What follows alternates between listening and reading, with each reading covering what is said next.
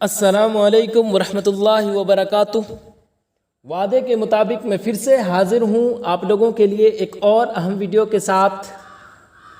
آج کی اس ویڈیو میں بہت ہی اہم موضوعات پر پھر سے بات کروں گا، جس میں آپ کو واحد اور جمع کیسے بنتی ہے، یا پھر تذکیر و تانیث یعنی مذکر اور مؤنث الفاظ کو کیسے پہچانیں، یا ضد الفاظ یعنی کسی لفظ کے الٹے معنی کیا ہوتے ہیں، ساتھ میں معلومات عامہ جسے آپ جنرل نالج کے نام سے جانتے ہیں، اسے بھی میں آج کی اس ویڈیو میں بتاؤں گا، اور اخیر میں ہندی سے اردو ترجمہ اور اردو سے ہندی ترجمہ درست، آسان اور خوبصورت انداز میں آپ کو آج کی اس ویڈیو میں بتاؤں گا۔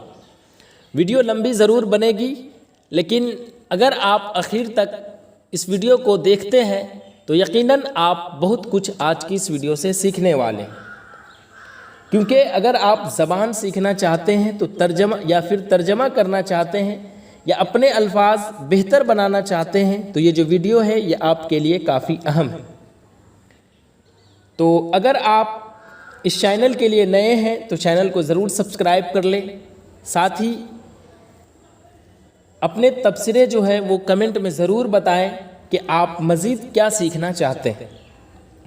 تو آئیے اب ہم بغیر وقت ضائع کیے ہوئے قدم بقدم مثال کے ساتھ ویڈیو شروع کرتے ہیں۔ تو دیکھیں، سب سے پہلے بات کرتے ہیں ہم واحد اور جمع کی۔ تو واحد کا مطلب ہوتا ہے ایک چیز یا شخص، اور جمع کا مطلب ہوتا ہے ایک سے زیادہ چیزیں یا افراد۔ مثال کے طور پر ہم نے کہا کتاب، تو کتاب کیا ہے؟ یہ ایک واحد ہے، اور ہم نے کہہ دیا کتابیں، تو یہ کتابیں کیا ہے؟ یہ جمع ہے، یعنی ایک چیز یا شخص کو ہم واحد کہتے ہیں، اور ایک سے زیادہ چیزیں یا پھر افراد کو ہم کیا کہتے ہیں؟ جمع کہتے ہیں۔ تو امید ہے واحد جمع آپ سمجھ لیے ہوں گے۔ تو اسی طرح یہاں پر ایک کوشچن ہے کہ تواریخ کا واحد کیا ہے؟ جی، تو سب سے پہلے یہ سمجھ لیتے ہیں کہ تواریخ کیا ہے؟ یہ ایک جمع ہے، یعنی پلورل ہے، جسے آپ انگلش میں کہتے ہو پلورل۔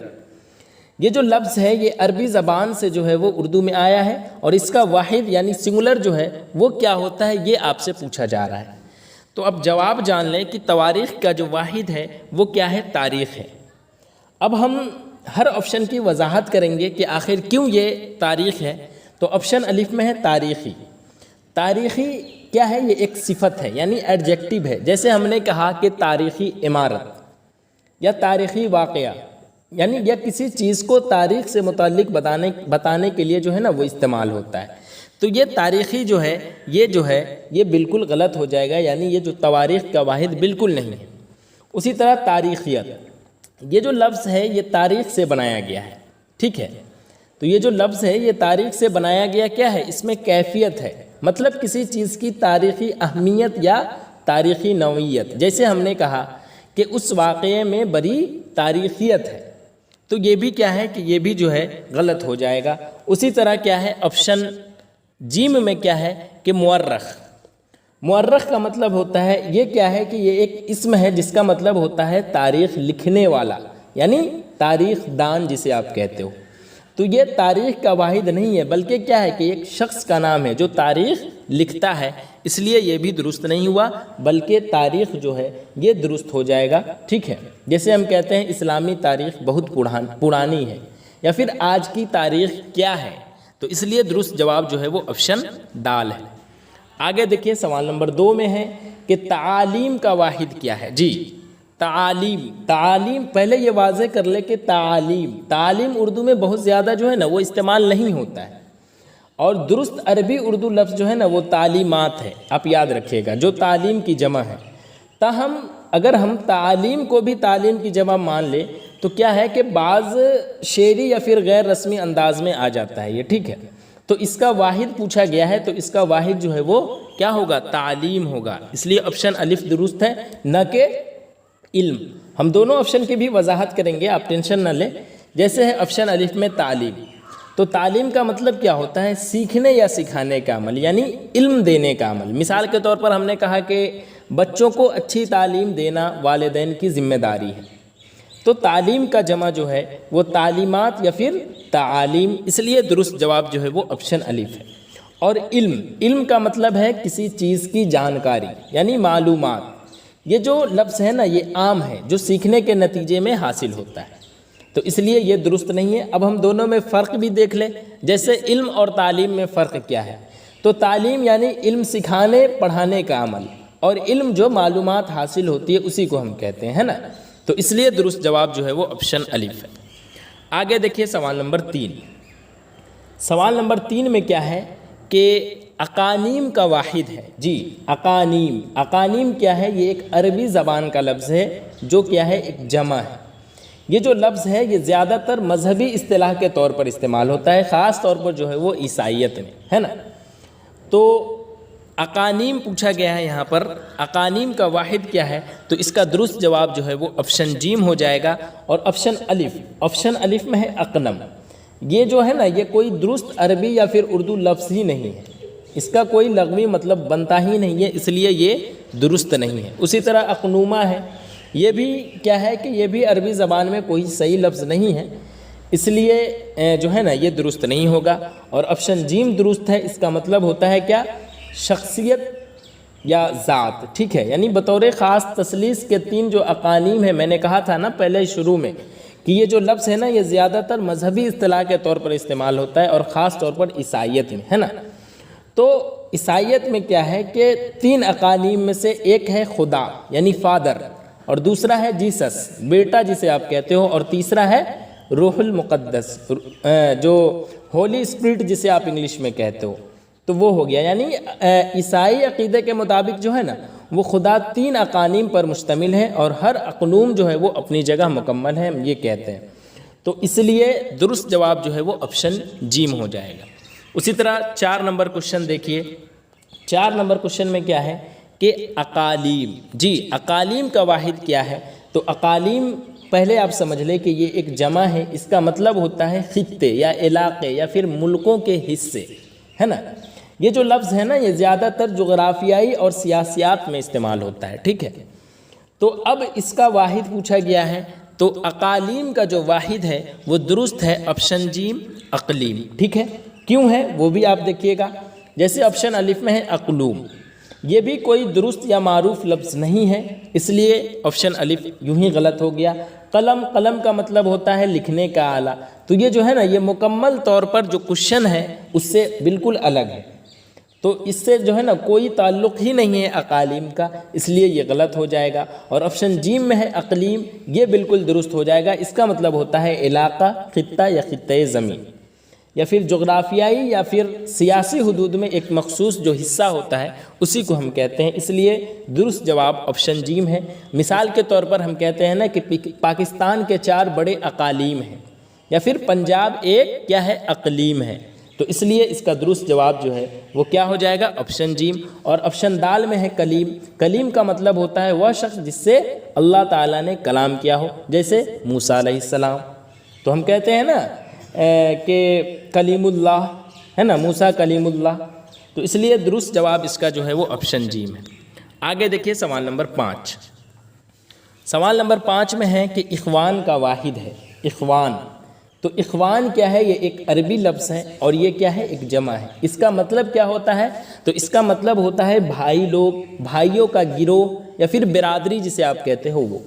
یہ جو لفظ ہے نا یہ اردو میں بھی اکثر استعمال ہوتا ہے، جیسے مثال کے طور پر ہم کہتے ہیں نا اخوان المسلمون، یعنی مسلمانوں کے بھائی، ایک تنظیم کا نام۔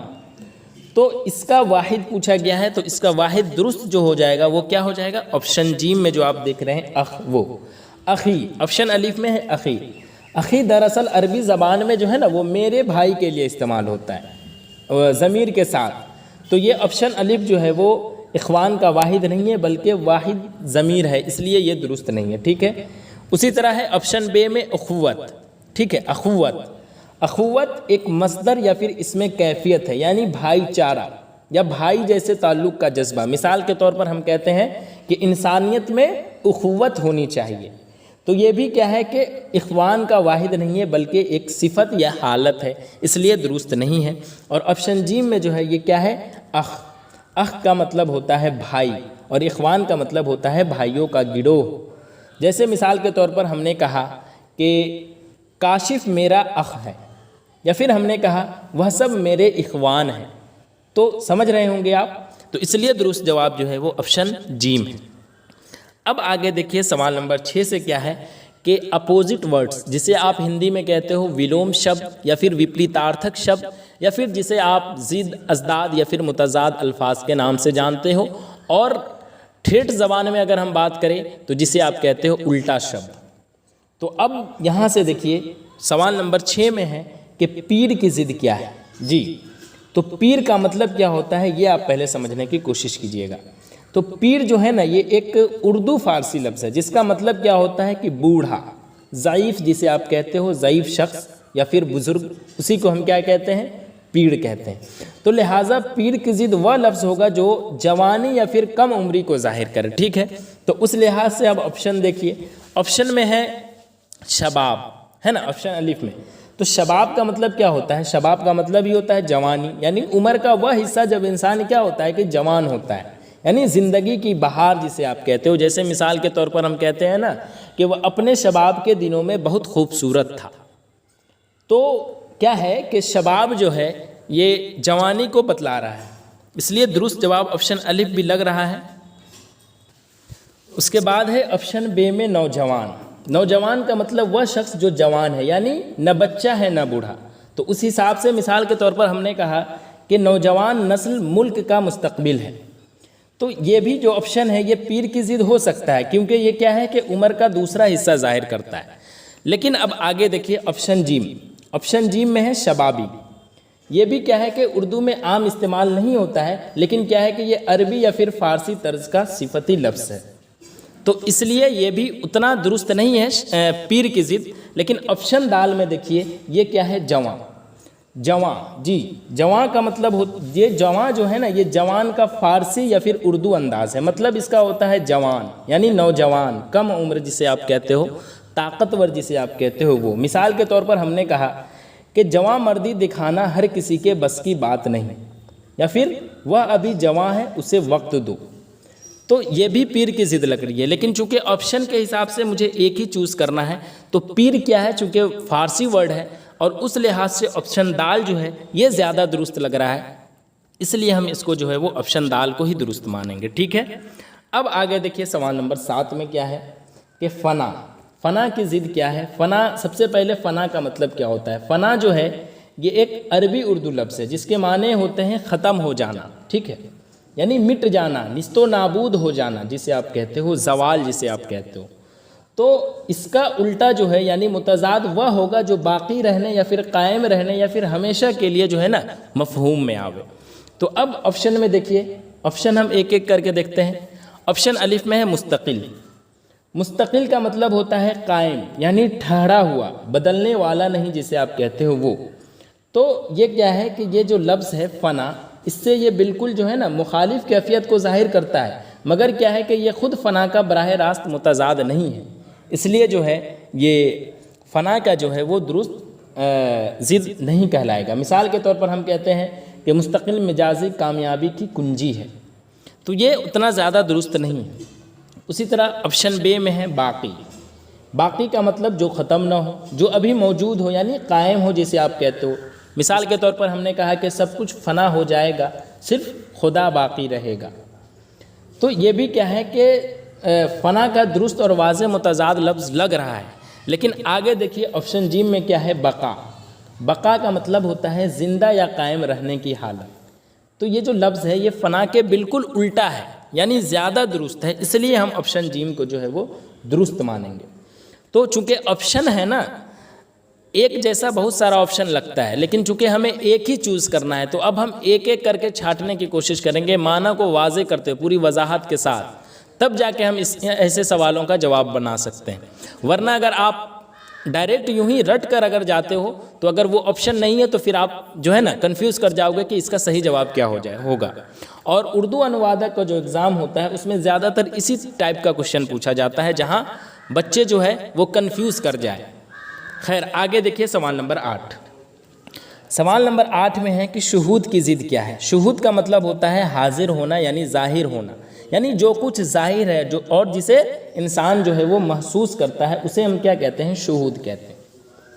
جیسے مثال کے طور پر ہم نے کہا کہ ولی اللہ کو اللہ کا شہود حاصل ہوتا ہے، یعنی اللہ کی موجودگی کا یہاں پر مشاہدہ۔ اب آپشن دیکھیے، آپشن الف میں ہے غائب۔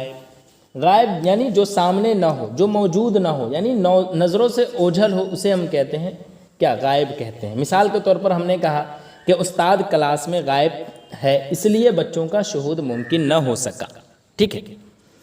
تو چونکہ یہ بھی درست لگ رہا ہے، لیکن آگے بھی آپشن دیکھیے، آگے آپشن میں کیا ہے کہ مخفی۔ مخفی کا مطلب ہوتا ہے چھپا ہوا، یعنی چھپایا گیا۔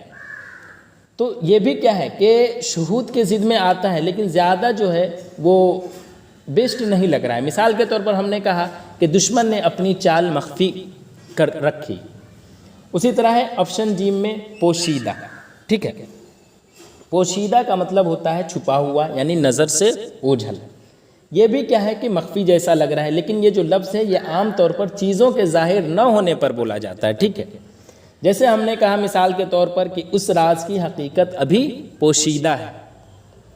اسی طرح ہے آپشن دال میں غیب۔ غیب کا مطلب جو انسانی حواس سے کیا ہے کہ ماورا ہو، یعنی نہ دکھنے والا، یعنی مستقبل یا پوشیدہ حقیقت جسے آپ کہتے ہو وہ۔ تو غیب کا تعلق جو ہے وہ زیادہ تر روحانی یا پھر غیر مروی چیزوں سے ہوتا ہے، ٹھیک ہے؟ مثال کے طور پر ہم نے کہا کہ صرف اللہ ہی غیب کا علم رکھتا ہے، تو اس لیے شہود کا زیادہ درست جو ہے وہ آپشن دال دکھ رہا ہے، اس لیے ہم غیب جو ہے وہ شہود کی ضد کو مانیں گے۔ آگے دیکھیے سوال نمبر 9، وصال۔ جی وصال کی ضد کیا ہے؟ وصال کا مطلب کیا ہوتا ہے یہ پہلے آپ جاننے کی کوشش کیجئے گا۔ وصال یعنی ملاقات، ملاپ جسے آپ کہتے ہو، یعنی ایک ہونے کا عمل۔ جیسے محبوب سے ہم آغوشی یا پھر، تو اسی کو ہم کیا کہتے ہیں؟ وصال۔ مثال کے طور پر ہم نے کہا کہ عاشق کو اپنے محبوب کا وصال نصیب ہوا۔ تو اب آپشن میں دیکھیے، آپشن میں کیا ہے؟ آپشن الف میں ہے جدائی۔ تو جدائی کا مطلب ہوتا ہے الگ ہونا، یعنی بچھڑنا۔ یہ بھی کیا ہے کہ وصال کے خلاف ہے، مگر کیا ہے کہ نسبتاً عام لفظ ہے، اس لیے یہ زیادہ درست نہیں ہے۔ مثال کے طور پر ہم نے کہا کہ عاشق کی آنکھوں میں جدائی کا غم تھا۔ اسی طرح آپشن بے میں ہے علیحدگی، یعنی الگ تھلگ ہونا، دور ہونا جسے آپ کہتے ہو۔ تو یہ بھی جو لفظ ہے یہ عمومی طور پر رشتوں یا پھر جگہوں کے فرق کے لیے استعمال ہوتا ہے۔ مثال کے طور پر ہم نے کہا کہ دونوں نے باہمی رضامندی سے علیحدگی اختیار کر لی، تو یہ بھی اتنا درست نہیں ہے۔ اسی طرح ہے آپشن جیم میں فراق۔ جی اس کا مطلب کیا ہوتا ہے؟ اس کا مطلب ہوتا ہے بچھڑنا، یعنی دوری جسے آپ کہتے ہو، جدا ہونا۔ اور وصال کا مطلب کیا ہوتا ہے؟ وصال کا مطلب ملاقات، یعنی ایک ہونے کا عمل۔ تو زیادہ جو بیسٹ ہے وہ آپشن جیم لگ رہا ہے، فراق، ٹھیک ہے؟ اس لیے اس کا درست جواب کیا ہو جائے گا؟ آپشن جیم، ٹھیک ہے؟ اب آگے دیکھیے ہجر بھی ہے آپشن دال میں۔ ہجر کا مطلب کیا ہوتا ہے؟ جدائی، یعنی بچھڑنے کا ہی دکھ جو ہوتا ہے اسی کو کہتے ہیں۔ تو چونکہ ہجر بھی ادبی اور جذباتی انداز میں فراق جیسا مفہوم دیتا ہے، لیکن اتنا زیادہ جو ہے وہ بیسٹ نہیں لگ رہا ہے۔ جیسے ہم نے کہا کہ شاعر نے ہجر کے درد کو غزل میں بیان کیا، تو اس لیے زیادہ بیسٹ جو لگ رہا ہے وہ ہے فراق، آپشن جیم، اس لیے اس کو ہم صحیح مانیں گے۔ اب آگے دیکھیے سوال نمبر 10۔ سوال نمبر 10 میں ہے کہ شرافت کی ضد کیا ہے؟ جی شرافت کا مطلب ہوتا ہے نیکی، یعنی عزت داری، اخلاق مندی جسے آپ کہتے ہو، اسی کو ہم کہتے ہیں شرافت۔ جیسے ہم نے کہا اس لڑکے کی باتوں سے شرافت جھلکتی ہے۔ تو اب آپشن میں دیکھیے، آپشن میں کیا ہے؟ کمینگی، کمینہ پن، یا پھر بدمعاش، یا پھر کیا ہے؟ یہ رذالت ہوگا آپشن میں، چونکہ غلط لکھ دیا گیا ہے۔ اور شرافت کی ضد وہ آپشن دال ہی صحیح ہوگا، یہاں پر غلط لکھ دیا گیا ہے، واو کی جگہ زال ہونی چاہیے۔ تو ایک ایک کر کے ہم اس کا بھی دیکھتے ہیں۔ جیسے کمینگی، کمینگی کا مطلب ہوتا ہے ذلت، یعنی گھٹیا حرکتیں جسے آپ کہتے ہو اسی کو کہتے ہیں۔ یہ بھی کیا ہے کہ شرافت کے خلاف ہے، لیکن کیا ہے کہ زیادہ بیسٹ جو ہے وہ آپشن دال لگ رہا ہے، اس لیے ہم آپشن دال کو زیادہ بیسٹ مانیں گے۔ جیسے ہم نے کہا کسی غریب کا مذاق اڑانا کمینگی ہے، اسی طرح کمینہ پن یعنی گھٹیا پن جسے آپ کہتے ہو، ذلیل حرکتیں جسے کہتے ہو۔ جیسے ہم نے کہا کہ دوست کی برائی کرنا کمینہ پن کہلاتا ہے۔ تو معنی تو ٹھیک ہے مگر ادبی نہیں ہے، ادبی لحاظ سے یہ زیادہ درست نہیں ہے، اس لیے آپشن بے بھی درست نہیں ہے۔ اسی طرح بدمعاش، بدمعاش کا مطلب کیا ہوتا ہے؟ گنڈا، بدتمیز جسے آپ کہتے ہو، بے اخلاق شخص جسے آپ کہتے ہو۔ جیسے وہ گلی کا بدمعاش لڑکا سب کو تنگ کرتا ہے۔ تو یہ بھی جو ہے شرافت کی ضد نہیں ہے بلکہ کردار کا ایک الگ دائرہ ہے، اس لیے درست جواب آپشن دال ہے۔ اب آگے دیکھیے سوال نمبر 11 سے کیا ہے کہ آپ کو مذکر اور مؤنث کی پہچان کرنی ہے۔ اردو زبان میں ہر اسم جو ہے یا تو مذکر ہوتا ہے یا پھر مؤنث ہوتا ہے۔ جیسے مثال کے طور پر ہم نے کہا لڑکا یا پھر قلم یا پھر استاذ، تو یہ کیا ہے؟ مذکر کی پہچان ہے۔ اسی طرح ہم نے کہا لڑکی، کتاب یا پھر روشنی، تو یہ کیا ہے؟ یہ مؤنث کی پہچان ہے۔ میں نے مذکر اور مؤنث الفاظ کو پہچاننے کے لیے ایک ویڈیو پوسٹ کیا تھا، امید ہے وہ ویڈیو آپ دیکھ چکے ہوں گے۔ اگر آپ نے نہیں دیکھا ہے تو لنک جو ہے وہ ڈسکرپشن میں موجود ہے، آپ وہاں سے جا کر ضرور دیکھ لیں، کیونکہ میں وہاں پر آسان طریقے سے آپ کو مذکر اور مؤنث کی پہچان بتایا تھا۔ ایک آسان طریقہ یہ ہے کہ اگر لفظ کے آخر میں یا پھر تا ہو تو اکثر جو ہے نا وہ مؤنث ہوتا ہے، اگرچہ ہمیشہ نہیں، یہ چیز یاد رکھیے گا۔ جیسے ہم نے کہا روشنی، تو روشنی کیا ہے؟ آپ ہمیں کمنٹ میں بتائیں کہ یہ مذکر ہے یا پھر مؤنث، ٹھیک ہے؟ تو چلیے ہم اب مذکر اور مؤنث کی طرف چلتے ہیں۔ تو دیکھیں یہاں پر آپشن میں کیا ہے؟ عزم، حوصلہ، اسی طرح ہمت یا پھر ارادہ۔ تو پہلے ہم ایک ایک کر کے جو بھی آپشن میں ہے ان کی وضاحت میں آپ کو کروں گا۔ جیسے ہے آپشن الف میں عزم۔ عزم کا مطلب ہوتا ہے پکا ارادہ، یعنی مضبوط نیت، دل کی پختگی کے آدمی کچھ کر کے دکھائے، ٹھیک ہے؟ اسی کو ہم کیا کہتے ہیں؟ عزم کہتے ہیں۔ مثال کے طور پر ہم نے کہا کہ علی نے امتحان میں کامیاب ہونے کا عزم کیا، یا پھر فاطمہ نے ڈاکٹر بننے کا عزم کیا، تو یہ کیا ہے؟ یہ جو ہے مذکر ہو گیا، اس لیے یہ درست نہیں ہے۔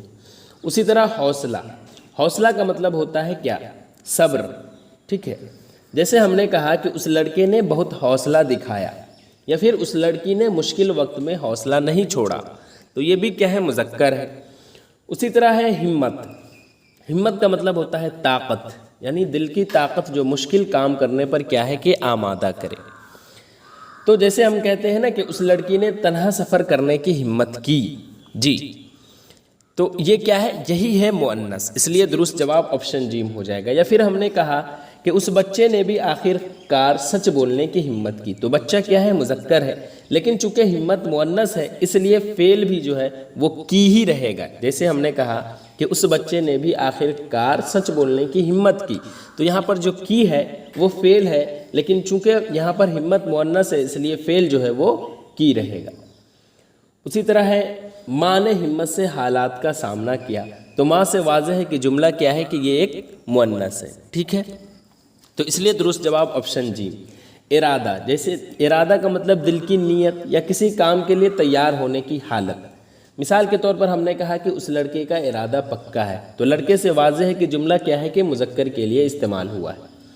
اسی طرح ہم نے کہا کہ اور بھی دیکھیے، اس لڑکی نے نماز پڑھنے کا ارادہ کیا، تو اس لیے یہ کیا ہے؟ مذکر ہے، اس لیے یہ بھی درست نہیں ہے، آپشن جیم درست ہے۔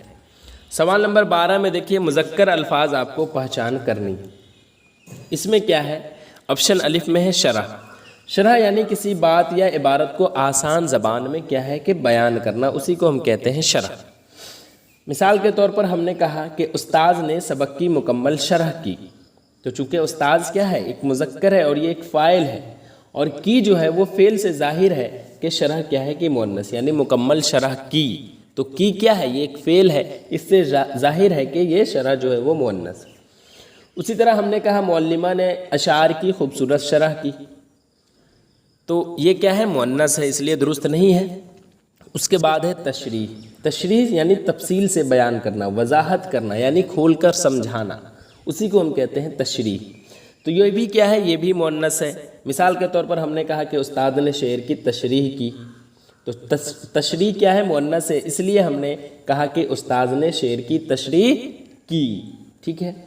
اسی طرح آگے ہے تفصیل۔ تفصیل کا مطلب ہوتا ہے کسی چیز کی مکمل، مرحلہ وار یا جزیات کے ساتھ، ہے نا؟ جیسے تو اس کی بھی جنس کیا ہے؟ تو یہ بھی مؤنث ہے۔ جیسے ہم نے کہا کہ طالب علم نے سوال کی تفصیل لکھی، تو تفصیل کیا ہے؟ یہ مؤنث ہے، اور فاعل طالب علم مذکر ہے، اس لیے لکھی جو ہے وہ استعمال ہوا یہاں پر۔ تو تفصیل بھی کیا ہے کہ مؤنث ہے، اس لیے ہم نے یہاں پر لکھا کہ طالب علم نے سوال کی تفصیل لکھی۔ اسی طرح ہے وضاحت نامہ، آپشن دال میں وضاحت نامہ کا مطلب ہوتا ہے ایسی تحریری بیان جس میں کسی بات کی وضاحت کی جائے۔ عموماً جو ہے نا یہ سرکاری یا پھر قانونی مقصد کے لیے ہی کیا کہتے ہیں تحریر کیا جاتا ہے۔ تو اب دیکھیے اس کو ہم، یہ مذکر ہے، جیسے ہم جملہ میں کہتے ہیں نا کہ افسر نے وضاحت نامہ جمع کروایا، یا پھر ملازمت کے لیے امیدوار نے وضاحت نامہ لکھا، تو اس لیے درست جواب آپشن دال۔ اب آگے دیکھیے سوال نمبر 13 میں کیا ہے کہ اس میں آپ کو مؤنث کی پہچان کرنی ہے۔ آپشن میں کیا ہے؟ فرمان۔ فرمان کا مطلب کیا ہوتا ہے یہ آپ پہلے جان لیں۔ فرمان کا مطلب ہوتا ہے حکم، یعنی حکم نامہ، خاص طور پر بادشاہ یا پھر افسر کا بولا یا لکھا ہوا حکم جو ہوتا ہے اسی کو ہم کیا کہتے ہیں؟ فرمان کہتے ہیں۔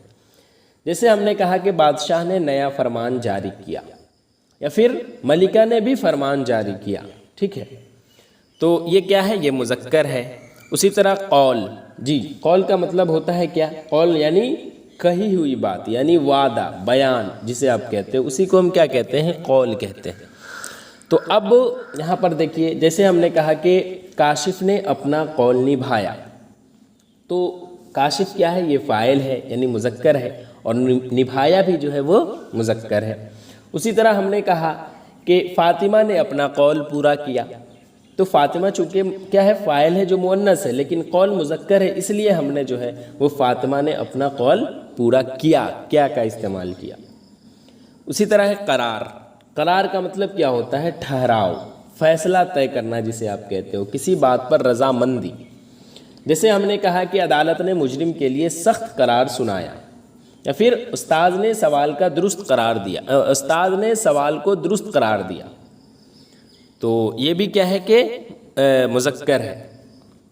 اب ہے آپشن دال میں کیا کہ مفاہمت، ٹھیک ہے۔ مفاہمت کا مطلب کیا ہوتا ہے یہ چیز آپ جانیے۔ اس کا مطلب ہوتا ہے سمجھوتا، یعنی صلح جسے آپ کہتے ہو، میل ملاپ جسے کہتے ہو اسی کو کہتے ہیں، تو یہی جو ہے یہ مؤنث ہے۔ جیسے ہم نے کہا کہ دونوں ملکوں نے مفاہمت کی، یا پھر ہم نے کہا کہ امیدواروں نے کمیٹی سے مفاہمت کی، تو امید ہے اب آپ سمجھ گئے ہوں گے۔ 14 نمبر کوشچن دیکھیے، اس میں آپ کو مذکر کی پہچان کرنی ہے، جس میں ہے فرسٹ آپشن عرض داشت۔ عرض داشت کا مطلب ہوتا ہے درخواست یا خط، جو کسی کیا ہے کہ افسر یا پھر بڑے کو ادب سے لکھا جاتا ہے، یعنی عرض کے طور پر لکھا جاتا ہے، اسی کو ہم کیا کہتے ہیں؟ عرض داشت۔ جیسے ہم نے کہا کہ طالب علم نے پرنسپل کے نام عرض داشت لکھی، یا پھر ہم نے کہا کہ طالبہ نے اپنی شکایت کی عرض داشت جمع کروائی، ہے نا، تو عرض داشت کیا ہے؟ یہ مؤنث ہے۔ اسی طرح ہے یادداشت۔ یادداشت کا مطلب ہوتا ہے کسی بات کو یاد رکھنے کے لیے لکھا گیا نوٹ یا پھر تحریر۔ جیسے ہم نے کہا کہ محقق نے تجربے کی یادداشت لکھی، تو محقق کیا ہے؟ چونکہ یہ فاعل ہے، مذکر ہے، مگر یادداشت مؤنث ہے، اس لیے ہم نے جو ہے محقق نے تجربے کی یادداشت لکھی، اس میں لکھی کا استعمال کیا۔ یا پھر ہم نے کہا کہ محققہ نے اہم نکات کی یادداشت تیار کی۔ تو امید ہے اب آپ سمجھ رہے ہوں گے۔ اسی طرح ہے درخواست۔ درخواست کا مطلب ہوتا ہے کسی چیز کے لیے رسمی طور پر مانگی گئی گزارش یا پھر عرض، ٹھیک ہے، اسی کو ہم کیا کہتے ہیں؟ درخواست کہتے ہیں۔ جیسے ہم نے کہا کہ اس طالب علم نے چھٹی کی درخواست دی، تو اسی کو ہم کیا کہتے ہیں؟ اسی کو ہم کہتے ہیں درخواست۔ یا پھر ہم نے کہا کہ اس طالبہ نے وظیفہ کے لیے درخواست لکھی، تو یہاں پر طالبہ کیا ہے؟ مؤنث ہے، جو ایک فاعل ہے، ٹھیک ہے، اور درخواست جو ہے وہ مؤنث ہے، اس لیے ہم نے یہاں پر کہا کہ درخواست لکھی، ٹھیک ہے، تو یہ بھی کیا ہے کہ یہ بھی مؤنث ہے۔ اسی طرح فارم۔ فارم کا مطلب ہوتا ہے ایک طے شدہ کاغذ جس پر کیا ہے کہ معلومات درج کی جاتی ہے، جیسے داخلہ فارم ہو گیا، درخواست فارم ہو گیا، یہ سب پر جو ہے نا، یہ ایسا فارم ہے جس پر جو ہے نا معلومات درج کی جاتی ہے، تو یہ کیا ہے؟ یہ مذکر ہے۔ جیسے ہم نے کہا کہ اس طالب علم نے امتحان کا فارم بھرا، ٹھیک ہے، اس طالب علم نے کیا ہے کہ امتحان کا فارم بھرا، تو طالب علم کیا ہے؟ مذکر ہے، جو ایک فاعل ہے، اور فارم بھی جو ہے وہ مذکر ہے، اس لیے ہم نے کہا کہ اس طالب علم نے امتحان کا فارم بھرا، یعنی بھرا کا استعمال آیا۔ یا اسی طرح ہم نے کہا کہ طالبہ نے بھی اپنا داخلہ فارم جو ہے وہ مکمل کیا، تو اس لیے یہ مذکر ہے، ٹھیک ہے۔ اب آگے دیکھیے سوال نمبر 15 میں کیا ہے کہ ذیل میں سے مؤنث کی پہچان کریں۔ جی اس میں ہے اندیشہ۔ اندیشہ کا مطلب ہوتا ہے خطرہ یا نقصان کا خوف، یعنی کوئی ناخوشگوار بات پیش آنے کا جو خیال ہوتا ہے اسی کو ہم کیا کہتے ہیں؟ اندیشہ کہتے ہیں۔ تو یہ کیا ہے؟ یہ بھی اس کی جنس جو ہے وہ مذکر ہے۔ مثال کے طور پر ہم نے کہا کہ مجھے امتحان میں ناکامی کا اندیشہ تھا، یا پھر ہم نے کہا کہ ماں کو بیٹے کے بیمار ہونے کا اندیشہ تھا۔ تو اندیشہ ایک مذکر لفظ ہے، اس لیے اس کے ساتھ جو ہے نا تھا کا استعمال ہوا یا پھر ہوا کا استعمال ہوا، سمجھ رہے ہیں؟ اسی طرح ہے خدشہ۔ خدشہ کیا ہے؟ یہ بھی جو ہے ایک مذکر الفاظ ہی ہے۔ جیسے خدشہ کا مطلب ہوتا ہے شک یا خوف، یعنی کسی ناپسندیدہ نتیجے کا جو امکان ہوتا ہے اسی کو ہم کہتے ہیں خدشہ۔ جیسے ہم نے کہا کہ اساتذہ کو نصاب مکمل نہ ہونے کا خدشہ ہے، یا پھر ہم نے کہا کہ طالبہ کو امتحان ملتوی ہونے کا خدشہ لاحق تھا، تو سمجھ رہے ہوں گے آپ۔ اسی طرح ہے دھڑکا۔ دھڑکا کا مطلب ہوتا ہے خوف، یعنی بے چینی جسے آپ کہتے ہیں اسی کو کہتے ہیں خوف۔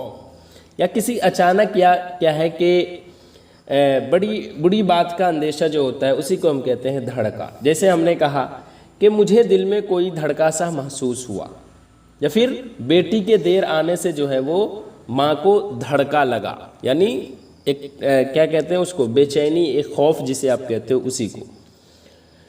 تو دھڑکا کیا ہے؟ یہ بھی جو ہے یہ ایک مؤنث مذکر الفاظ ہے، اس لیے یہ بھی درست نہیں ہے۔ اس کے بعد ہے آہٹ۔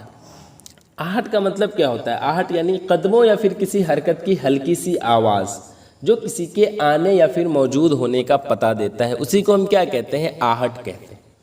مثال کے طور پر ہم نے کہا کہ رات کے سناٹے میں دروازے کے پاس آہٹ سنائی دی، تو آہٹ جو ہے وہ مؤنث ہے، اس لیے ہم نے یہاں پر سنائی دی کا استعمال کیا۔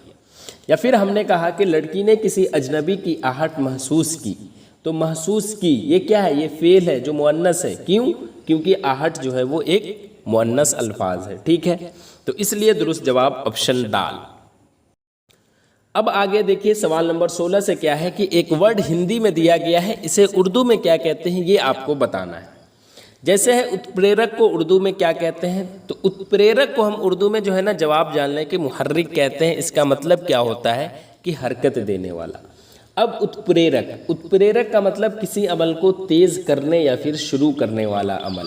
یہ جو لفظ ہے نا یہ اکثر کیمسٹری جسے آپ کہتے ہو یا پھر سائیکولوجی اس میں استعمال ہوتا ہے، ٹھیک ہے؟ اب آپشن الف میں ہے تحریک۔ تحریک کا مطلب حرکت دینا یعنی ابھارنا، یعنی کسی جذبے یا پھر خیالی تحریک، جیسے آزادی کی تحریک، تو یہ زیادہ درست نہیں ہے۔ اسی طرح تحریک کار۔ تحریک کار کا مطلب ہوتا ہے وہ شخص جو تحریک پیدا کرے، اسی کو ہم کہتے ہیں تحریک کار، تو یہ بھی درست نہیں ہے۔ اسی طرح ہے حرکات و سکنات۔ اس کا مطلب کیا ہوتا ہے؟ یہ حرکتیں اور ساخت جو حالتیں ہیں اسی کو ہم کہتے ہیں حرکات و سکنات، یعنی چال ڈھال، یعنی جسمانی انداز۔ یہ شخص کے رویے یا پھر جسمانی زبان کے لیے جو ہے نا استعمال ہوتا ہے، اس لیے یہ بھی درست نہیں ہے، بلکہ آپشن جیم جو ہے وہ زیادہ درست ہے۔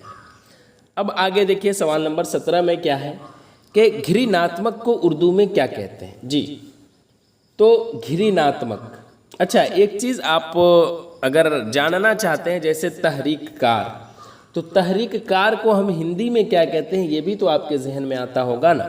جیسے آپشن الف میں ہے پہلے تحریک، تو تحریک کا مطلب ہوتا ہے آندولن، یعنی پریرنا جسے کہتے ہیں، اکساوا، یعنی کسی بات یا جذبے کو شروع کرنے کی کوشش جو ہوتا ہے نا اسی کو ہم کہتے ہیں تحریک۔ جیسے آزادی کی تحریک، یہ صرف تحریک ہے، ٹھیک ہے؟ اسی طرح ہے تحریک کار۔ تحریک کار کو ہم کہتے ہیں ہندی میں کیا؟ اندولن کرتا، ٹھیک ہے؟ اسی کو ہم کہتے ہیں تحریک کار۔ یہ جو ہے نا اتپریرک کا بالکل صحیح جو ہے نا وہ وکلپ ہو ہی نہیں سکتا ہے۔ اسی طرح محرک، تو محرک کو ہم کہتے ہیں اتپریرک۔ اسی طرح ہے حرکات و سکنات۔ اس کا مطلب کیا ہوتا ہے؟ چال ڈھال، یعنی ہاؤ بھاؤ جسے آپ کہتے ہو، شاریرک گتیودھیاں جسے آپ کہتے ہو اسی کو کہتے ہیں، یعنی کسی کے جسمانی رویے یا پھر حرکات، اسی کو ہم کیا کہتے ہیں؟ حرکات و سکنات۔ جیسے ہم نے کہا کہ وہ ویکتی اپنے ہاؤ بھاؤ سے غصہ ظاہر کر رہا تھا، تو سمجھ گئے؟ अब आगे देखिए सवाल नंबर 17 में है कि घृणात्मक को उर्दू में क्या कहते हैं। जी, तो घृणात्मक का मतलब क्या होता है? जो घृणा से बड़ा हो, यानी नफरत वाला हो, घिनौना जिसे आप कहते हैं, उसी को हम क्या कहते हैं? घृणात्मक कहते हैं। नफरत आमेज, यानी वह चीज़ या बात जो नफरत पैदा करे, उसी को हम क्या कहते हैं? घृणात्मक कहते हैं। तो अब उसके हिसाब से यहाँ पर दुरुस्त जो है ना, जवाब हो जाएगा नफरत आमेज। लेकिन एक एक करके हम ऑप्शन देखते हैं। जैसे है ऑप्शन अलिफ में नफरत। नफरत का मतलब यानी उसको हम हिंदी में कहते हैं घृणा, यानी किसी चीज़ या फिर शख्स से अंदरूनी तौर पर शदीद नापसंदगी को हम क्या कहते हैं? घृणा कहते हैं, यानी नफरत कहते हैं। तो ये सिर्फ नफरत यानी एहसास है, जो एक क्या है कि एडजेक्टिव है, सिफत, और घृणात्मक जो है वो एडजेक्टिव यानी सिफत है। तो हालांकि नज़दीकी माना है, लेकिन चूंकि घृणात्मक का सही तर्जमा हमें मालूम करना है, इसलिए नफ़रत जो है वो दुरुस्त नहीं है। उसी तरह है नफ़रत आमेज़। तो नफ़रत आमेज़ का मतलब होता है घृणात्मक, यानी नफ़रत से भरी हुई बात या चीज़ जिसे कहते हैं, उसी को हम कहते हैं नफ़रत आमेज़। ऐसा अमल या लफ्ज़ जो क्या है कि नफ़रत को जाहिर करे। जैसे मिसाल के तौर पर हमने कहा कि उसकी बात नफ़रत आमेज़ थी, यानी या फिर हमने कहा कि यह एक घृणात्मक टिप्पणी थी। ठीक है, तो उम्मीद है आप समझ रहे होंगे। उसी तरह है ऑप्शन जी में दुश्मनी। दुश्मनी का मतलब होता है विरोध, यानी वैर भाव जिसे आप कहते हो, यानी किसी से अदावत रखना, यानी दुश्मन बनना। तो ये भी जो है दुरुस्त नहीं है। उसके बाद है नफ़रत के लायक। नफ़रत के लायक का मतलब होता है घृणा योग्य, यानी नफ़रत के काबिल जो होता है ना, उसी को कहते हैं नफ़रत के लायक, यानी ऐसी चीज़ जिससे नफ़रत की जाए, जैसे काबिल नफ़रत है ना। तो ये क्या है कि ये भी उतना ज़्यादा दुरुस्त नहीं है, इसलिए दुरुस्त ज़्यादा जो है वो ऑप्शन बे है। अब आगे देखिए निष्पक्ष को उर्दू में क्या कहते हैं। जी, निष्पक्ष को उर्दू में क्या कहेंगे? तो निष्पक्ष का मतलब क्या होता है? निष्पक्ष जो किसी पक्ष यानी पार्टी का समर्थन न करे, यानी बिल्कुल जो है वो न्यायपूर्ण और क्या कहते हैं उसको, तटस्थ हो जिसे आप कहते हो, उसी को हम क्या कहते हैं? निष्पक्ष कहते हैं। तो इसको उर्दू में हम क्या कहेंगे? गैर जांबेदार, यानी जो किसी की तरफदारी न करे, यानी इंसाफ से उसे देखे, उसी को हम क्या कहते हैं? निष्पक्ष कहते हैं। तो अब इसका दुरुस्त जवाब क्या हो जाएगा? इसका दुरुस्त जवाब ऑप्शन दाल में जो आप देख रहे हैं गैर जांबेदार, वो हो जाएगा। क्यों होगा वो हम एक एक ऑप्शन को पढ़ते हैं और फ़र्क वाज़े करते हैं, फिर आपको अंदाज़ा हो जाएगा। जैसे है ऑप्शन अलिफ में इंसाफ पसंद, तो इसको हम हिंदी में क्या कहेंगे? न्यायप्रिय कहेंगे, यानी जो इंसाफ को पसंद करे, सही फैसला करे, उसे हम क्या कहते हैं? इंसाफ पसंद। तो ये जो है ना निष्पक्ष से मिलता जुलता है, मगर क्या है कि फ़र्क है। निष्पक्ष जो है ना सिर्फ इंसाफ पसंद होना नहीं, बल्कि किसी का तरफदार न होना भी होता है, इसलिए ऑप्शन अलिफ जो है वो क्या है कि दुरुस्त नहीं होगा। उसी तरह है हक वाला। हक वाला का मतलब होता है सच्चाई पर चलने वाला, यानी हक का पक्ष लेने वाला, यानी जो सच या फिर हक पर हो, उसी को हम कहते हैं हक वाला। तो यह सच्चा व्यक्ति के लिए हो सकता है, मगर चूंकि निष्पक्ष नहीं हो सकता, क्योंकि हक वाला किसी एक तरफ हो भी सकता है, इसलिए ऑप्शन बे भी जो है वो दुरुस्त नहीं है। उसी तरह है ऑप्शन जी में सच्चाई पसंद। सच्चाई पसंद का मतलब होता है सत्य प्रिय, जो सच को पसंद करे, यानी सच पसंद करने वाला को हम क्या कहते हैं? सच्चाई पसंद। तो ये भी क्या है कि सत्यवादी के लिए है, मगर क्या है कि निष्पक्ष जरूरी नहीं कि सच बोलने वाला हो, बल्कि वह किसी का तरफदार न हो। तो इसलिए ऑप्शन जी भी जो है वो दुरुस्त नहीं है। और गैर जांबेदार जो है, इसका मतलब होता है निष्पक्ष, यानी तटस्थ जिसे आप कहते हो, यानी बिना पक्ष के, यानी जो किसी पार्टी या फिर गिरोह का साथ न दे, सिर्फ यानी एक तरफ भी ना हो, उसी को हम क्या कहते हैं? गैर जांबेदार यानी निष्पक्ष। मिसाल के तौर पर हमने कहा कि जज को निष्पक्ष होना चाहिए, या फिर मुंसिफ को गैर जांबेदार होना चाहिए। तो इसलिए इसका दुरुस्त जवाब जो है वो क्या हो जाएगा? ऑप्शन दाल। ठीक है, अब आगे देखिए सवाल नंबर 19 में है अभिलेख को उर्दू में क्या कहते हैं। जी, अभिलेख का मतलब होता है कोई पुराना या फिर वर्तमान दस्तावेज जो जानकारी या फिर रिकॉर्ड को रखता हो, उसी को हम कहते हैं अभिलेख। یہ جو لفظ ہے نا یہ خاص طور پر تاریخی، سرکاری یا پھر باضابطہ ریکارڈ کے لیے ہی استعمال ہوتا ہے، ٹھیک ہے۔ اب اسے اردو میں ہم کیا کہیں گے، یہ چیز آپ جان لیں۔ ابھیلیکھ کو اردو میں کیا کہیں گے تو ریکارڈ کہیں گے۔ آپشن جیم جو ہے وہ درست ہے، یعنی تحریری یا پھر محفوظ شدہ جو معلومات کا مجموعہ ہوتا ہے اسی کو ہم کہتے ہیں ریکارڈ۔ اب آپشن الف دیکھ لیں، آپشن الف میں ہے کاغذات، اس کو ہم کیا کہیں گے، پیپرز کہیں گے۔ عام کاغذ یا پھر تحریری مواد چاہے ریکارڈ ہو یا پھر نہ ہو اسی کو ہم کہتے ہیں کاغذات۔ جیسے ہم کہتے ہیں کہ میرے تمام کاغذات گم ہو گئے، تو یہ جو ہے نا ابھیلیکھ کا جو ہے، ابھیلیکھ کو ہم بالکل نہیں کہہ سکتے، اس لیے یہ درست نہیں ہے۔ اسی طرح ہے دستاویز، دستاویز کا مطلب ہوتا ہے پرمان پتر، یعنی دستاویزی ساکھیہ جسے آپ کہتے ہو، یعنی کوئی باضابطہ کاغذ جو ثبوت یا پھر معلومات دے، مثلا آدھار کارڈ یعنی شناختی کارڈ۔ تو یہ دستاویز جو ہے نا بعض اوقات ابھیلیکھ کے لیے مترادف تو ہو سکتا ہے، مگر کیا ہے کہ ہر دستاویز جو ہے وہ ریکارڈ نہیں، اور ہر ریکارڈ جو ہے وہ دستاویز نہیں، اس لیے دستاویز جو ہے وہ زیادہ درست نہیں ہے۔ اور ریکارڈ اس کے بارے میں نے بتا دیا کہ اسے ہم کہتے ہیں ابھیلیکھ، یعنی محفوظ شدہ معلومات، عام طور پر جو ہے نا وہ سرکاری یا پھر تاریخی۔ تو یہی جو ہے یہ ابھیلیکھ کا درست ترجمہ ہے، اس لیے آپشن جیم درست ہے۔ مثال کے طور پر ہم نے کہا کہ اسکول کا ریکارڈ محفوظ ہے، یا پھر سرکار کے پاس بھومی کا پورا ابھیلیکھ ہے۔ اسی طرح ہے آپشن دال میں ثبوت، یہ بھی نہیں ہے۔ ثبوت کا مطلب ہوتا ہے کوئی ایسی چیز جو کسی بات کو ثابت کرے، اسی کو ہم ہندی میں کہتے ہیں پرمان۔ تو یہ بھی جو ہے ابھیلیکھ نہیں ہے، کیوں؟ کیونکہ ثبوت جو صرف دلیل ہو سکتا ہے، یہ ریکارڈ نہیں ہو سکتا، اس لیے آپشن دال بھی جو ہے وہ درست نہیں ہے، بلکہ آپشن جیم درست ہے۔ اب آگے دیکھیے سوال نمبر 20 میں کیا ہے۔ سوال نمبر 20 سے اب آگے ہم دیکھیں گے کہ برہمنڈ، جی اس کو ہم اردو میں کیا کہتے ہیں، یہ چیز پوچھا جا رہا ہے۔ تو برہمنڈ کا مطلب کیا ہوتا ہے؟ اس کا مطلب ہوتا ہے پورا وشو، یعنی یونیورس جسے آپ کہتے ہو ہندی انگلش میں، اسی کو ہم کہتے ہیں برہمنڈ، ٹھیک ہے، برہمانڈ، یعنی سب کچھ جو موجود ہو، ستارے، سیارے، خلا، وقت اور جگہ، یہ سب کچھ موجود ہے، اسی کو ہم کیا کہتے ہیں، یونیورس کہتے ہیں، اسی کو ہم کہتے ہیں برہمانڈ۔ یعنی تو اسے ہم اردو میں کیا کہیں گے، یہ چیز پوچھا جا رہا ہے تو اسے جو ہے اردو میں ہم کہیں گے کائنات، ٹھیک ہے، یعنی پوری مخلوق اور تمام مادی و غیر مادی چیزیں، یعنی جسے آپ کہتے ہو یونیورس، ٹھیک ہے۔ اب ہم چاروں آپشن کا فرق دیکھتے ہیں۔ جیسے آپشن الف میں ہے دنیا، دنیا کا مطلب ہوتا ہے سنسار، ورلڈ جسے آپ کہتے ہو، وشو جسے آپ کہہ سکتے ہو، یعنی زمین پر انسانوں کی زندگی، یہ کیا ہے کہ یہ دنیا ہے۔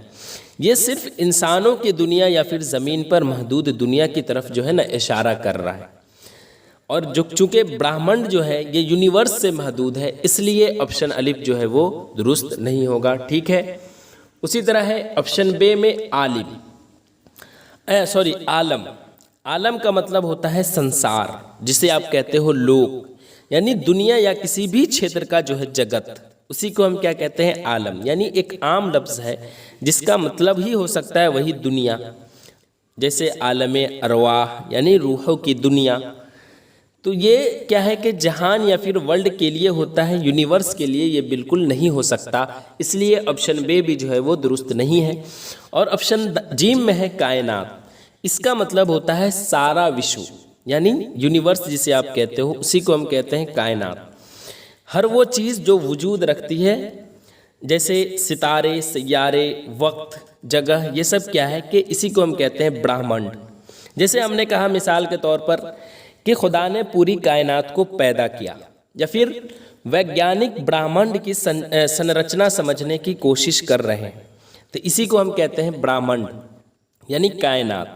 اسی طرح ہے آفاق، آفاق کو ہم کہتے ہیں ہندی میں چھتج، یعنی آکاش کی سیمائیں، دشائیں جسے آپ کہتے ہو، جیسے اس کا مطلب یعنی آسمان کے کنارے، دنیا کی سمتیں یا فاصلے جسے آپ کہتے ہو اسی کو کہتے ہیں۔ تو آفاق جو ہے نا وہ زیادہ تر شاعری یا پھر مجازی طور پر استعمال ہوتا ہے، جیسے ہم نے کہا آفاقی خیالات، تو اس لیے اس کا زیادہ درست جواب جو ہے وہ آپشن جیم ہے۔ اب آگے دیکھیے سوال نمبر 21 میں کیا ہے کہ ترک شکتی کو اردو میں کیا کہتے ہیں؟ آپشن الف میں ہے دلیل کی قوت، آپشن بے میں ہے دلیل کی طاقت، آپشن جی میں ہے قوت استدلال، اور آپشن دال میں ہے کیا کہ دلیلی طاقت۔ تو ترک شکتی اس کا مطلب ہوتا ہے ترک کرنے کی چھمتا، یعنی سوچنے سمجھنے کی جو طاقت ہوتی ہے اسی کو ہم کیا کہتے ہیں؟ ترک شکتی، یعنی اسے ہم اردو میں کہیں گے قوت استدلال۔ دلائل سے بات کو سمجھنے اور سمجھانے کی جو طاقت ہوتی ہے اسی کو ہم کہتے ہیں قوت استدلال۔ اب آپشن الف میں ہے دلیل کی قوت، اسے ہم ہندی میں کہیں گے دلیل کی شکتی، یعنی دلیل دینے کی طاقت، یعنی کوئی دلیل کتنی مضبوط ہے اسے ہم کہیں گے دلیل کی قوت۔ اسی طرح ہے دلیل کی طاقت، یعنی ترک کی طاقت، یہ بھی جو ہے دلیل کی قوت سے ملتا جلتا ہے، بس قوت اور طاقت کا فرق ہے، دونوں ایک ہی ہے حالانکہ۔ اسی طرح ہے قوت استدلال، اس کا مطلب ہوتا ہے ترک شکتی، یعنی ترک کی چھمتا۔ تو یہ زیادہ بیسٹ ہے، اس لیے آپشن جیم کو ہم درست مانیں گے۔ اور دلیلی طاقت یعنی ترک کی طاقت، یہ بول چال کا انداز ہے، لیکن جو ہے یہ اردو میں صحیح ورڈ نہیں ہے، تو قوت استدلال اس کا درست جواب ہے۔ اس کے بعد ہے آمنترت۔ آمنترت کو ہم اردو میں کیا کہتے ہیں؟ تو آمنترت کا مطلب ہوتا ہے جسے بلایا گیا ہو، یعنی نمنترن دیا گیا ہو، یعنی جس کو کسی تقریب یا پھر موقع پر جو ہے وہ بلایا گیا ہو اسی کو ہم کیا کہتے ہیں؟ آمنترت۔ تو اب اسے ہم اردو میں کیا کہیں گے؟ تو اردو میں اسے ہم کہیں گے مدعو۔ مدعو کا مطلب ہوتا ہے دعوت دیا گیا، یعنی بلایا گیا، ٹھیک ہے؟ تو اس لیے درست جواب آپشن الف ہے۔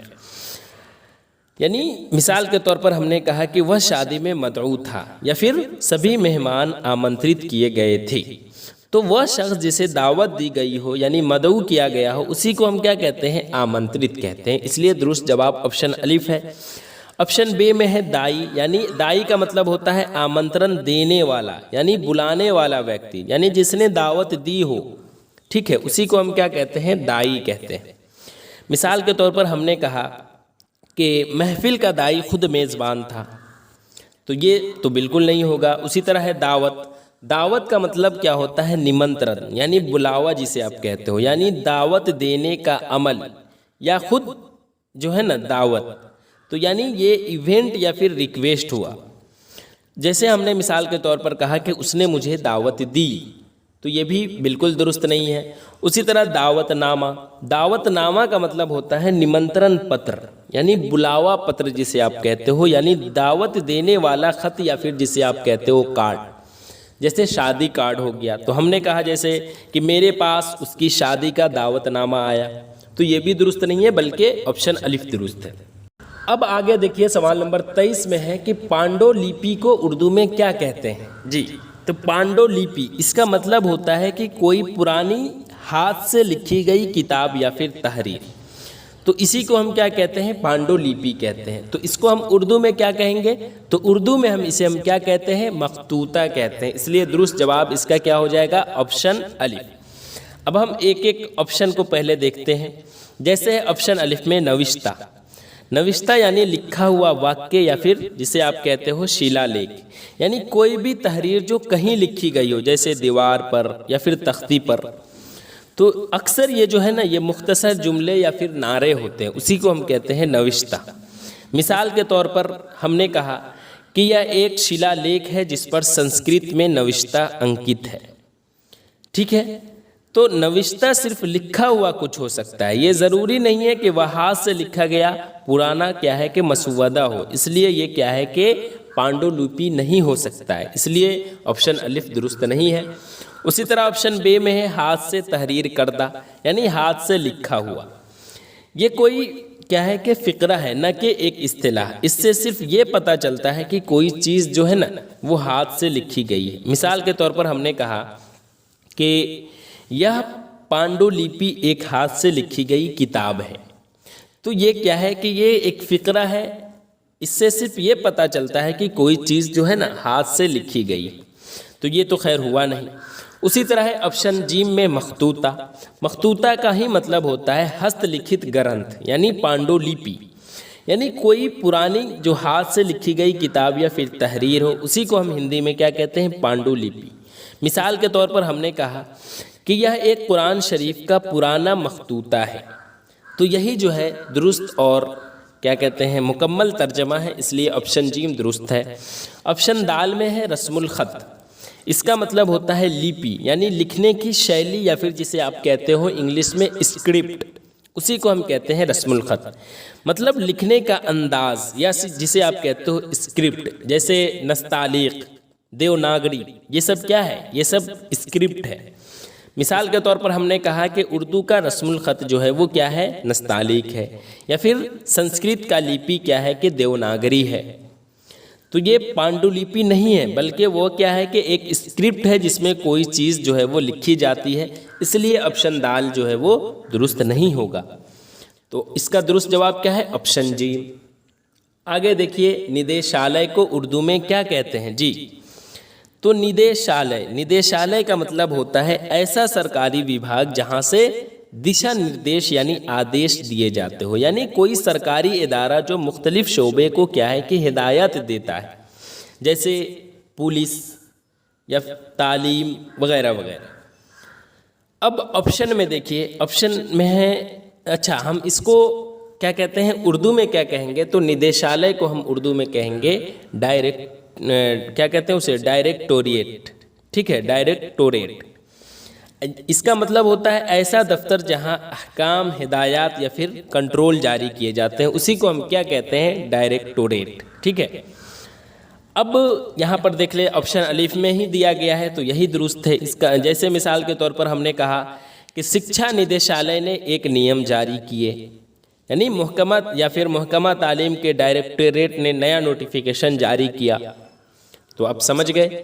اسی طرح ہے آپشن بے میں دفتر کا مطلب ہوتا ہے کاریالیہ، یعنی عام طور پر کوئی آفس یا پھر ادارہ کو ہم کیا کہتے ہیں؟ دفتر کہتے ہیں۔ جیسے ہم نے کہا کہ وہ روز دفتر جاتا ہے یا پھر وہ اپنے کاریالیہ میں کام کرتا ہے، تو دفتر کیا ہے کہ ایک عام لفظ ہے، جو ندیشالیہ جو ہے نا اس سے خاص طور پر ہدایت جاری کرنے والا محکمہ ہوتا ہے۔ تو آپ سمجھ گئے کہ دونوں میں فرق کیا ہے، کہ دفتر ایک عام لفظ ہے، لیکن جو ندیشالیہ ہے یہ خاص طور پر ہدایات جاری کرنے والا محکمہ ہوتا ہے، اس لیے یہ درست نہیں ہے۔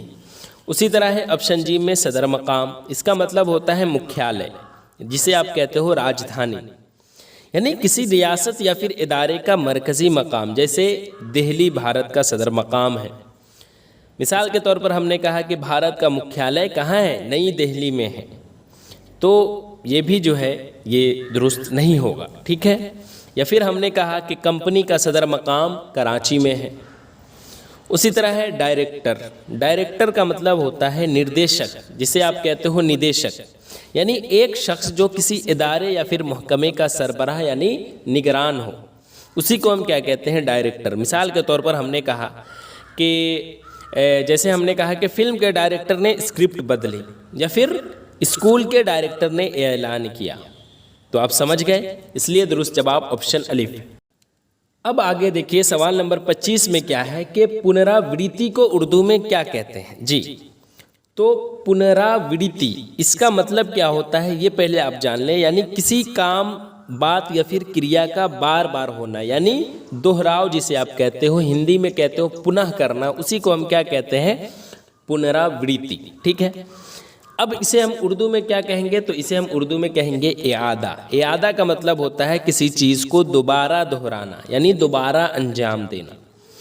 تو اب آپشن الف میں دیکھ لے کیا ہے کہ نظر ثانی، اس کا مطلب ہوتا ہے سمیکشا، یعنی پنہ وچار کرنا، جیسے یعنی اس کا مطلب ہوتا ہے پہلے کی گئی کسی تحریر یا پھر فیصلے یا پھر رائے پر جو ہے نا وہ دوبارہ غور کرنا، جانچنا، درست کرنا، اسی کو ہم کیا کہتے ہیں؟ نظر ثانی کہتے ہیں۔ مثال کے طور پر ہم نے کہا کہ عدالت نے فیصلے پر نظر ثانی کی یا پھر دستاویز کی سمیکشا کی گئی، تو اس لیے یہ درست نہیں ہے بلکہ اعادہ درست ہے، ٹھیک ہے۔ اسی طرح ہے باز آباد کاری، اس کا مطلب کیا ہوتا ہے؟ باز آباد کاری کا مطلب ہوتا ہے پنرواس، یعنی پنہ بسانا، جسے آپ کہتے ہو، یعنی کسی کو دوبارہ بسانا یا پھر جگہ فراہم کرنا، اسی کو ہم کیا کہتے ہیں؟ باز آباد کاری۔ جیسے قدرتی آفات کے بعد بے گھر لوگوں کو جو ہے نا دوبارہ گھر دے کر اس کو بسانا، اسی کو ہم کہتے ہیں باز آباد کاری۔ مثال کے طور پر ہم نے کہا کہ زلزلہ متاثرین کی باز آباد کاری جاری ہے، یا پھر ہم نے کہا کہ بھوکمپ پیڑتوں کا پنرواس کیا گیا۔ تو یہ جو دوبارہ رہائش سے متعلق ہے، دہرانے سے یہ بالکل نہیں ہے، اس لیے یہ درست نہیں ہے۔ اسی طرح ہے آپشن ڈال میں حرکت ثانیہ۔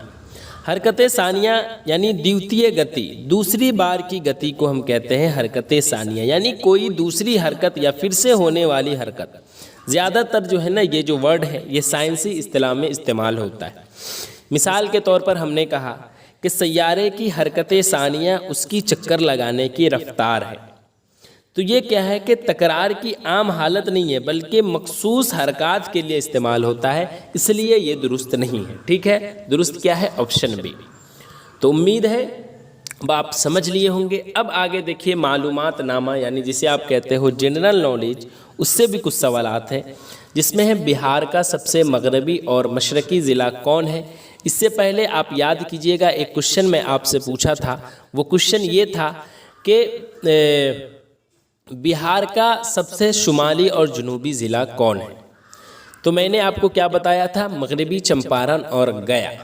لیکن یہاں پر پوچھا جا رہا ہے کہ بہار کا سب سے مغربی اور مشرقی ضلع کون ہے؟ مغرب کا مطلب پچھم، مشرق کا مطلب پورب۔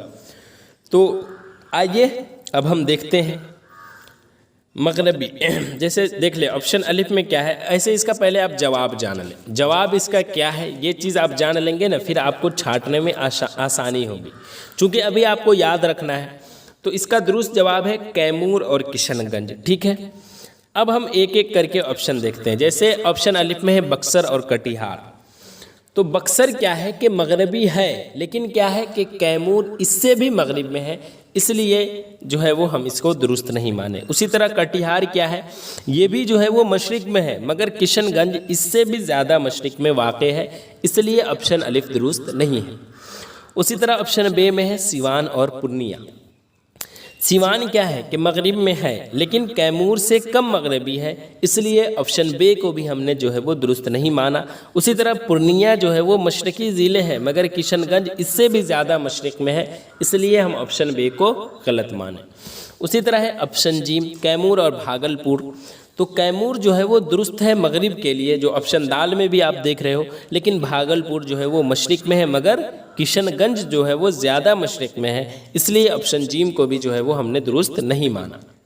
تو اس کا درست جواب کیا ہو جائے گا؟ آپشن دال یعنی کیمور اور کشن گنج۔ ٹھیک ہے، کیمور جو ہے وہ سب سے مغربی ضلع ہے اور کشن گنج جو ہے وہ سب سے مشرقی ضلع ہے، اس لیے صحیح جواب آپشن دال۔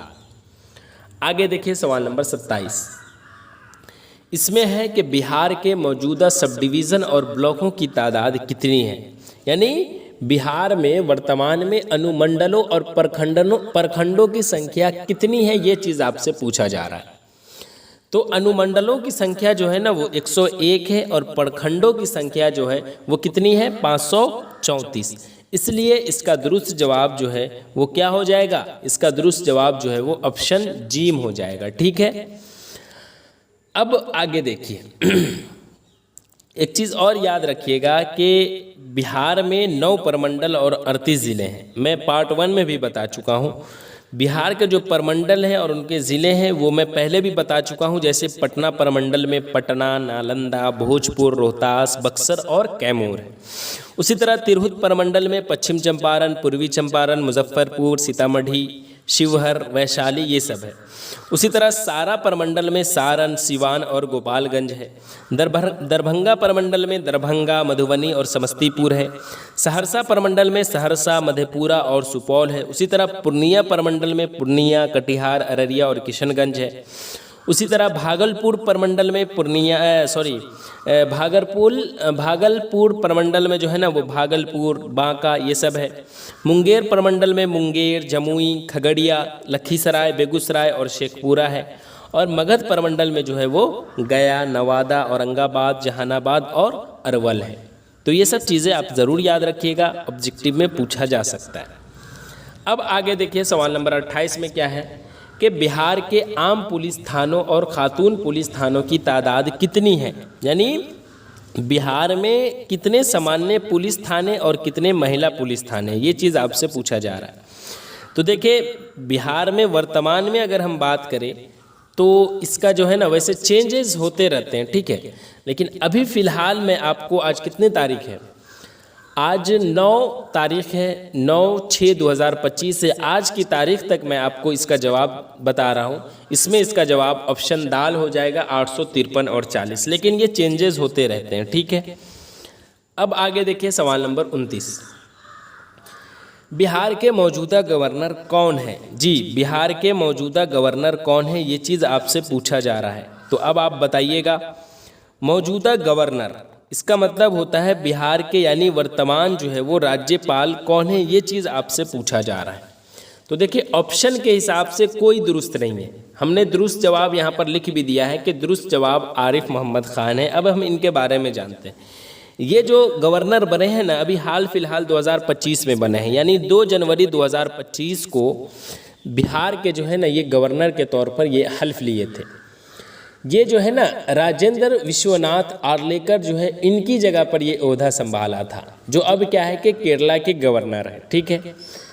तो इसलिए इसका दुरुस्त जवाब क्या हो जाएगा, आरिफ मोहम्मद खान। हो सकता है अब आगे अगले साल आप इस वीडियो को देखें तो चेंजेस हो, तो जनरल नॉलेज है, जनरल नॉलेज में क्या है कि चेंजेस होते रहते हैं। तो इसलिए ये चीज़ आप रट्टा नहीं मारेंगे, बल्कि क्या कहते हैं हाल में क्या है वो चीज़ आप गौर ज़रूर कर लीजिएगा। फ़िलहाल मैं बता रहा हूँ तो इसका जवाब है आरिफ मोहम्मद खान।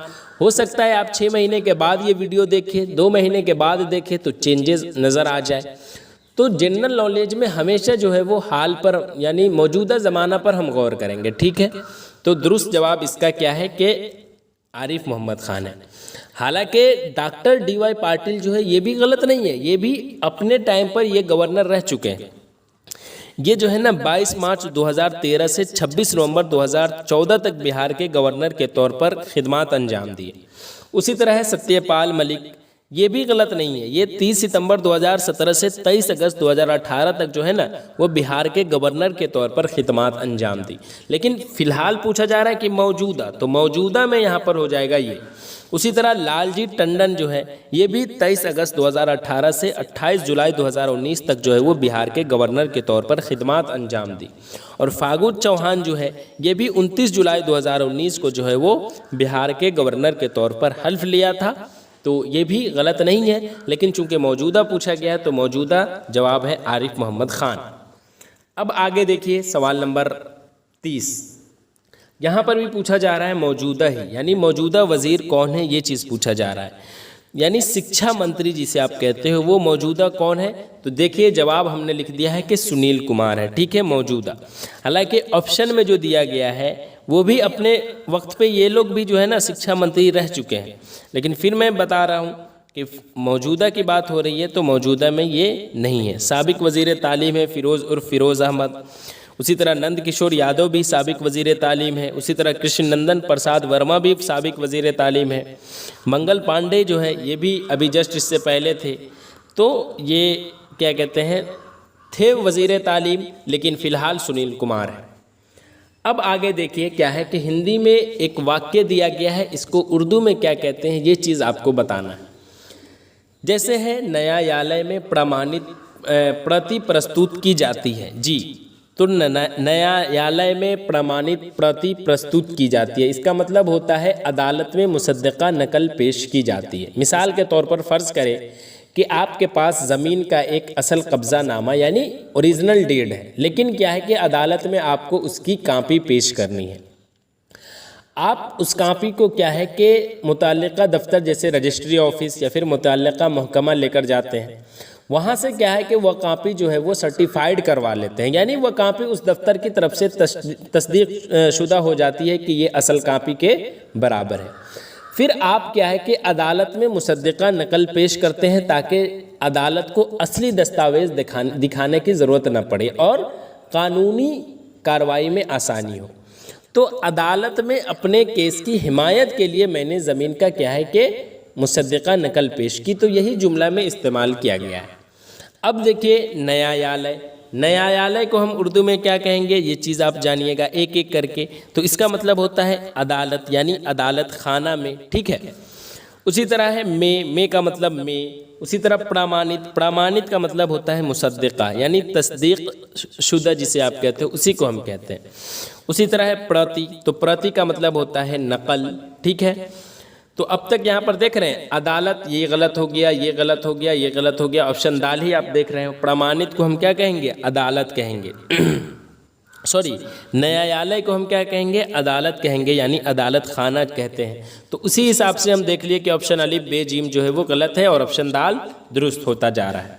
तो इसी तरह आप क्या करेंगे, जब भी आप इस तरह के सवालात को हल करें तो एक एक वर्ड की मीनिंग आप पहले पता करें, खुद ब खुद अंदाज़ा हो जाएगा कि इसका जो है वो दुरुस्त जवाब कौन है।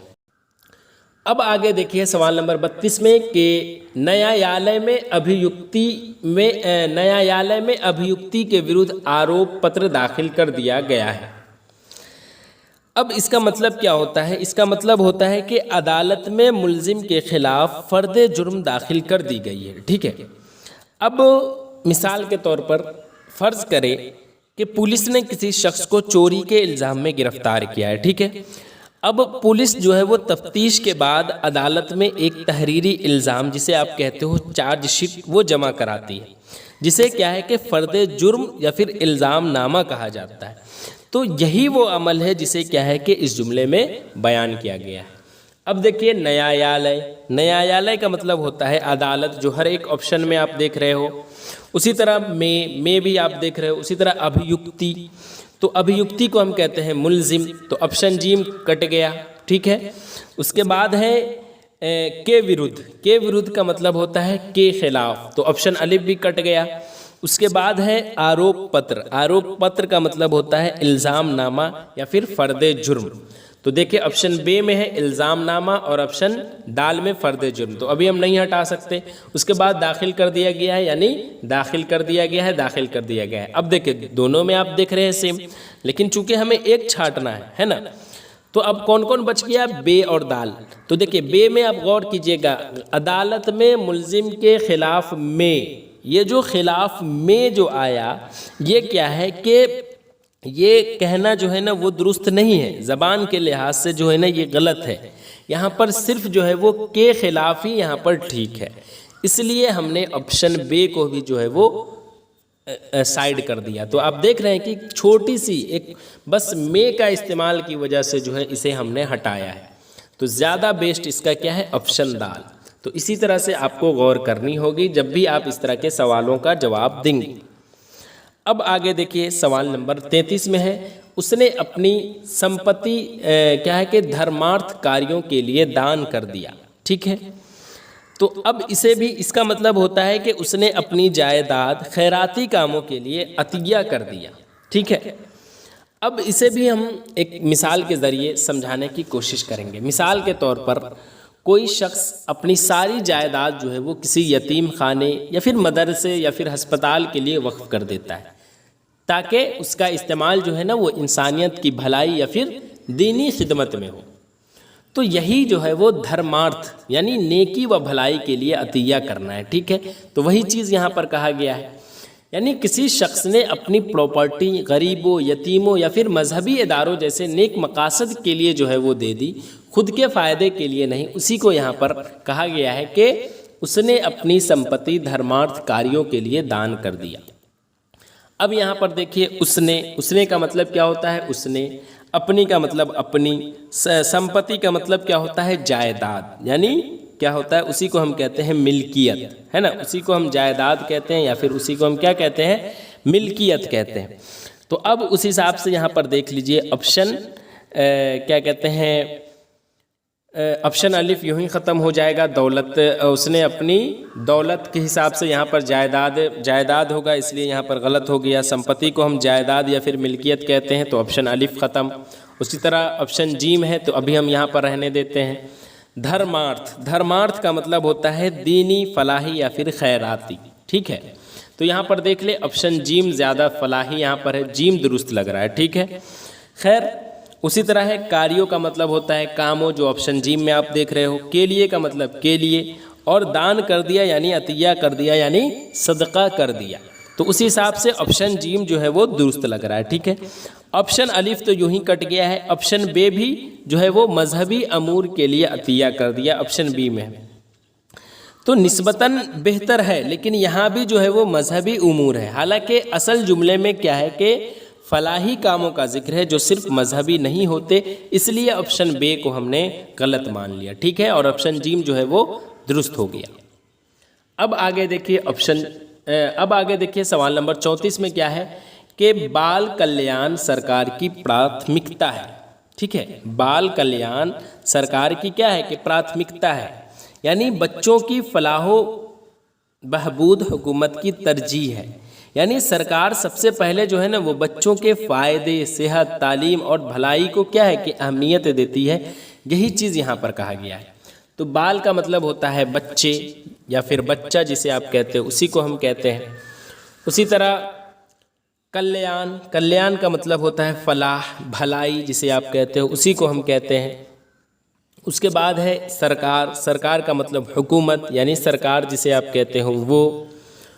تو اس حساب سے دیکھیں آپشن الف تو یوں ہی ختم ہو گیا، اور بال کو ہم فلاح بھی کہتے ہیں، ٹھیک ہے، تو آپشن الف یوں ہی ختم ہو گیا، مطلب سرکار کو جو ہے نا یہاں پر سرکار ہی لیا گیا ہے، تو آپشن الف غلط ہو گیا، با میں بھی وہی ہے تو یہ بھی غلط، یہ بھی غلط، تو درست یہاں پر کیا ہو جائے گا آپشن دال۔ یہاں پر آپ غور کیجئے گا نا، اس طرح کے سوالوں میں جب لائن سے آپ بنانے کی کوشش کیجئے نا، خود بخود اندازہ لگ جائے گا کہ اچھا یہ کون سا جواب اس کا غلط ہے اور کون سا درست ہے۔ جیسے ہم نے یہاں پر سرکار کے پاس آیا تو سرکار کو ہم اردو میں پوچھا گیا ہے کہ کیا کہتے ہیں، تو اس کو ہم حکومت کہتے ہیں، یہاں پر سرکار تین آپشن میں ہی دیا گیا ہے، تو خود بخود یہ جو ہے غلط ہو گیا۔ اب آگے دیکھیے سوال نمبر 35، ودیالیہ بچوں کو اچھا ناگرک بننے کی شکشا دے۔ جی، ودیالیہ جو ہے وہ بچوں کو اچھا ناگرک بننے کی شکشا دے، یعنی اسکول بچوں کو اچھا شہری بننے کی تعلیم دے۔ اس جملے میں کہا جا رہا ہے کہ اسکول یا تعلیمی ادارے کا فرض ہے کہ وہ بچوں کو صرف کتابی علم نہ دے، بلکہ انہیں ایسا بنائیں کہ وہ اچھے شہری بن سکے، یعنی ایماندار، ذمہ دار، قانون کا احترام کرنے والے اور سماج کے لیے مفید، وہ چیز یہاں پر کہا جا رہا ہے۔ تو ودیالیہ کو ہم کیا کہتے ہیں، اسکول یا پھر تعلیمی ادارہ، جو کہ سب میں آپ دیکھ رہے ہو، بچوں کا مطلب بچوں، اسی طرح ہے کو کا مطلب کو، اسی طرح اچھا کو ہم اچھا ہی کہیں گے، ناگرک کا مطلب ہوتا ہے شہری، جو آپ دیکھ رہے ہیں یہاں پر، اسی طرح بننے، تو کیا کہتے ہیں بننے کا مطلب بننے، تو یہاں پر دیکھیں بنے ہیں یہاں پر آپشن بے میں اور جیم میں، تو یہ غلط ہو جائے گا، ہے نا۔ اسی طرح آگے دیکھیے کیا ہے کہ شکشا دے، تو کی شکشا دے، تو کی شکشا کا مطلب کی تعلیم دے، تو اس حساب سے اب یہاں پر دیکھیے اسکول بچوں کو اچھا شہری بننے کا سبق دیتا ہے، تو چونکہ شکشا دے کا مطلب ہوتا ہے تعلیم دے، تو اس حساب سے تربیت یہاں پر غلط ہو جائے گا، اور سبق دے یہ بھی غلط ہو جائے گا۔ اب چونکہ سب آپشن یہاں پر غلط دکھ رہا ہے، لیکن یہاں پر دیکھیے یہاں پر ٹائپنگ مسٹیک ہے، ٹھیک ہے، زیادہ بیس جو ہے وہ آپشن جیم لگ رہا ہے، بس یہاں پر بنے جو لکھ دیا گیا ہے نا، اس لیے یہ غلط دکھ رہا ہے، جو ٹائپنگ مسٹیک ہے۔ بقیہ یہاں پر سبق جو ہے وہ تو غلط ہو جائے گا، شکشا کو ہم سبق نہیں کہیں گے، موقع بھی نہیں کہیں گے، اور تربیت بھی نہیں کہیں گے، ہے نا۔ تو اس لیے ویسے تو جو آپشن میں آپ دیکھ رہے ہو اس حساب سے سب غلط ہے، لیکن یہاں پر ہم نے آپشن جیم کو ٹائپنگ کرنے میں غلط کیا ہے، یہ میری غلطی ہے نہ کہ کوشچن کی، اس لیے ہم نے یہاں پر کہا کہ بنے نہیں ہے بلکہ بننے ہے، اس لیے آپشن جیم جو ہے وہ درست ہے، ٹھیک ہے۔ تو آج کے لیے بس اتنا ہی رہنے دیا جائے، کیونکہ ویڈیو کافی لمبی ہے، اگر میں اور بھی کوشچن کو حل کروں تو اور زیادہ ویڈیو لمبی ہو جائے گی، اس لیے آج کے لیے بس اتنا ہی۔ ویڈیو کیسی لگی آپ کمنٹ میں ضرور بتائیں، پھر میں ایک اور اہم ویڈیو کے ساتھ حاضر رہوں گا، تب تک کے لیے اللہ حافظ۔